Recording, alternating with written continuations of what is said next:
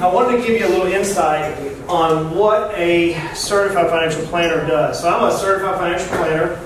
I'm a certified exit planning advisor and a certified value growth advisor. There's a lot of credentials there. It kind of makes a CPA, a finance guy, and an attorney together. That's kind of what you got in me.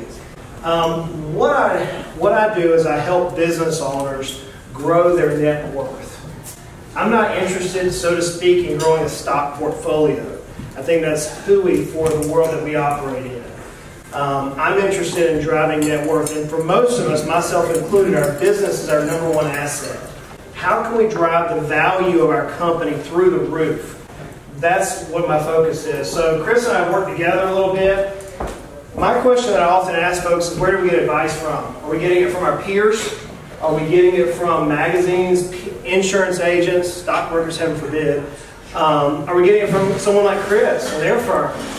Someone ultimately is going to fill the seat across from you and I as business owners. So we're going to look at somebody and say, hey, how do we do this, whatever this is? We have to have a trusted advisor. In the world of finance, you have three basic components. I grew up on a farm, and I don't know if anybody ever dealt with a three-legged milk stool. I don't know if anybody ever milked cows before. It's a lot of fun. This is a three-legged stool that I look at. So you have a CPA. You guys have a great organization here. Like I said, Chris and his team here, they're, as you well know, top-notch.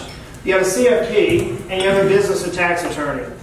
Oftentimes, it's not the case with this organization that you're here with, but oftentimes, as you may have dealt with, CPAs are primarily addressing last year's numbers, which drives me absolutely crazy. Because by the time December 31st rolls around, we've lost a lot of our tax planning strategies. Some CPAs, some tax planners, like Mahan Associates, will look into this year and even next year. They're really good at that. A lot of tax attorneys, they'll look at what's happening this year and they'll worry about the laws as they change from Congress, wherever else state, and they'll make adjustments. The planner's job is to look past, present, and future and try to help you grow to whatever your goal is, whether it's drive net worth, whether it's to build your organization where you can sell it, whether it's to gain assets like real estate, other businesses, etc. So you can see the various roles that each of these professionals do day in, day out. The average CFP, I'm going to go ahead and knock my own peers, the average CFP works for the big names like Merrill and Mass and different companies, and they want to trade stocks. And I think that's a big disservice to the industry. They often have a lot of knowledge, but they sell out for commissions. So that's kind of what the advisor's role play. You would recognize that pretty easily. Where it gets interesting is, what should we do? What should we do? And I put a couple of scenarios up on the screen. Here's some things I heard today from our clients. Justin, should I buy this building? Justin, should I fire this individual? Justin, should I buy this new piece of equipment at year end? Justin, should I jump out of the stock market? Justin, should I employ this defined benefit plan? Should I use conservation easements? Should I? Ultimately, we all have these questions, and good advisors like Chris and his organization, or even maybe some advisors that you have, they're going to offer really interesting advice. At the end of the day, it boils down to, can we quantify it? What are the results? What are the results presently, and what are the results long term? So here's a real life case. This is one that Chris and I work on. These are the actual screen clippings that I put over there on the side. The base value. So this is the client that Chris and I are working on. So this is not somebody we just started working with today. We've implemented a lot of good strategies over the last 2, 3, 4 years. Based on the numbers, this gentleman wants to retire at age 55. He'll easily do that. Easily do that. Based on the numbers, at the beginning of the year, we were projecting $8.1 million in net worth. Now that's assuming selling the practice at a very discounted rate outside of closing costs, commissions, etc.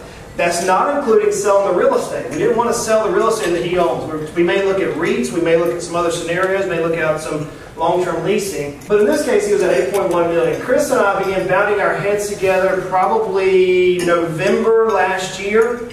Came up with about 5, 6, 7, I can't remember all the different strategies we came up with. And we began quantifying them. We said example number 1 is $11.9 million net worth at age 55. So that's a significant swing. Example number 2, $12.4 million. Example number 3 was $12.5 million. Various different tax strategies, various different strategies that we're going to implement not only this year from the tax world, but also next year and 2 years from now from the financial planning world. using various structures, using various entities. Ultimately, the job is to grow his net worth to where he can reach his goal. Now, with that major of an increase, he can actually position himself to retire 5 years earlier and still meet his goals. He probably won't, because his kids won't be out of college at that point. But nonetheless, we're able to quantify exactly the results of the various recommendations. The way I describe it often to the clients is they say, well, Justin, how are you different than the CPA? The CPA firm is often recording what's happened last year, and they're running some really good scenarios for us. I'm looking more in the future. I describe it as I'm driving from here to Oregon. I say this on my podcast all the time. If I leave Knoxville, Tennessee, and I drive to Oregon, I'll put in my Garmin or my TomTom or my Google Maps my destination, and it's going to give me 5 or 6 or 7 different scenarios of how to get from Knoxville to where I'm driving to. Those are the 5 or 6, or in this case, 3 different scenarios. The client then can choose the level that they want as far as risk, as far as reward, and we can quantify out with a penny's notice of what it should be. In this one, this is the actual tax adjustment values. So beforehand, they were going to pay an income tax of roughly $165. It dropped to $145 year one. That was before we realized that their net revenue, whenever we did our last assessment, was $300,000 higher than when we looked at it in April. So their net revenue is rocking this year. And that's because of Chris. I like to brag on Chris and our team, but it's because we're driving the value of the business up. So their net revenue is almost $300,000 higher than it was last year. But in year number, let's call that age 54, this individual is 37, the difference is about $30,000 every year from making the recommendation that we made. So the difference being between the tax preparer, the tax planner, and the CFP, or the financial planner who deals with business, is how do you grow your net worth? How do you grow your value? And how do you position everything long term so that you will not outlive your money, and so long term you pay the least amount of taxes? I'm going to challenge you to listen. Those of you who like listening to podcasts, we have a Rockstar podcast, Financially Simple. Chris has been on there. Actually, Chris's podcast is the #1 downloaded podcast right now. And it's for all business owners. We have a book coming out. I can't wait till it comes out. We've had it written for about a year. We've been working with editors and everything. But it's the end of your business. You know, every one of us will leave our business. We will. I've already sold 3 businesses for a profit. I currently own 2 businesses. There is a way that you can build the value of your company so whenever it's time to sell, you get maximum value. And that's what this book addresses. So with that, Chris, appreciate you having me. We're done.